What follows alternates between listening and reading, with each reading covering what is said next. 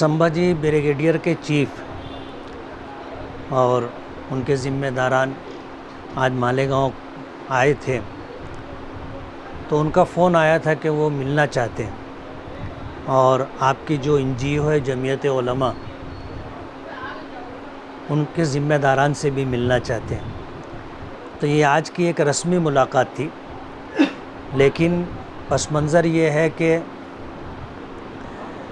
मालेगांव ने धुलिया मालेगांव लोकसभा इलेक्शन में जो बहुत दबा करके वोटिंग की और जिसको लेकर के चर्चा गली से दिल्ली तक है कि मालेगांव के लोगों ने वोट जिहाद का काम किया है, इन जैसे मुद्दों को लेकर के वो मालेगांव आए थे और मालेगांव मुलाकात करना चाहते थे हमसे।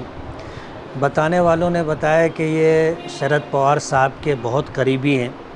यूँ कहना चाहिए कि पार्लियामेंट इलेक्शन में 2 महीने तक शरद पवार के साथ ये पूरे महाराष्ट्र का दौरा करते रहे।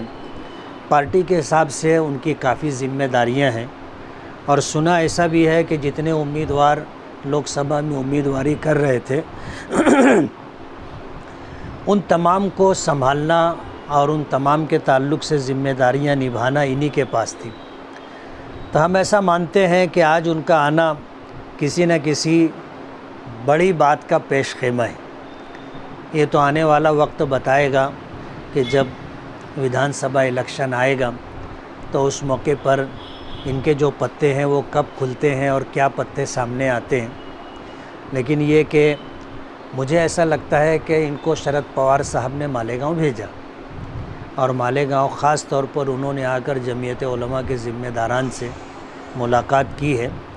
आने वाले दिनों के अंदर समझ में आएगा कि क्या बात है।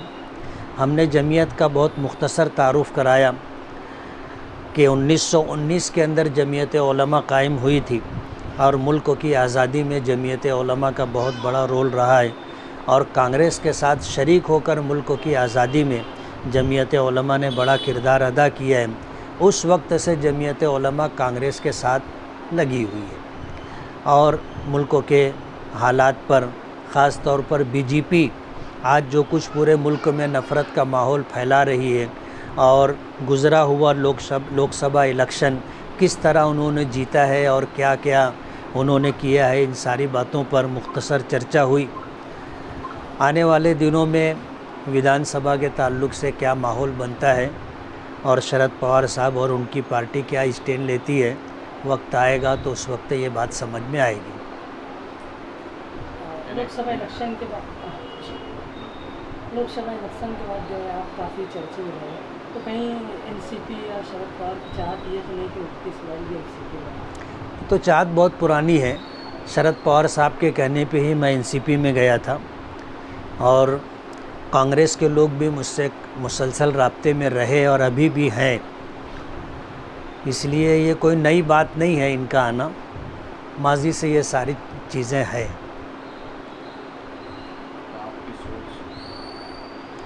मैं तो MIM से आमदार हूँ और इंशाअल्लाह आने वाले दिनों में MIM से ही इलेक्शन लड़ूंगा। लेकिन MIM के कुछ ज़िम्मेदारान मुकामी तौर पे ये चाहते हैं कि वो खुद उम्मीदवारी करें, आपको मौका ना मिले। ये तो पार्टी के वरिष्ठ लोग फैसला करेंगे। क्या है, एक तरफ मैं वक्त का MLA हूँ MIM पार्टी से और अल्हम्दुलिल्लाह शहर में अच्छी पोजीशन भी है। सियासी पार्टियां इन सारी चीज़ों को देखती हैं और देख करके फ़ैसला करती हैं।